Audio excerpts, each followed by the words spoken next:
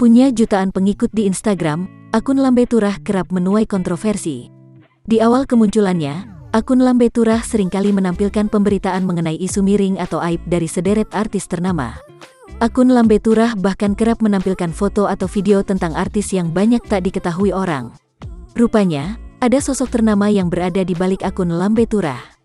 Ia adalah Nanda Persada, Ketua Ikatan Manajer Artis Indonesia sekaligus advokat. Itu ternyata adalah sosok di balik layar akun Lambe Turah. Dalam konten bersama Denny Sumargo di YouTube, Nanda Persada pun mengurai beberapa fakta terkait akun Lambe Turah. Dikutip tribunnewsbogor.com dari kanal Curhat Bang Denny Sumargo, Nanda Persada mengungkap alasannya mengapa mau jadi sosok di balik akun Lambe Turah. Semua artis kalau namanya udah masuk Lambe, deg-degan brother. Gue ketika masuk Lambe Turah pertama kali, jantung gue enggak bisa tenang sama sekali, ujar Denny Sumargo dengan nada kesal. Mendengar curhatan Denny Sumargo, Nanda Persada lantas mengungkap awal mula ia kenal dengan sosok pendiri Lambe Turah. Kala itu, Nanda Persada masih menjadi manajer artis. Awalnya, Nanda Persada marah kepada Lambe Turah yang kerap memberitakan miring soal artis. Meski artis binaannya tak pernah masuk Lambe Turah, Nanda Persada nyatanya ikut terganggu dengan berita yang ditampilkan di akun Lambe Turah. Sebab usai muncul di Lambe Turah, gosip tentang artis tersebut langsung ramai diperbincangkan.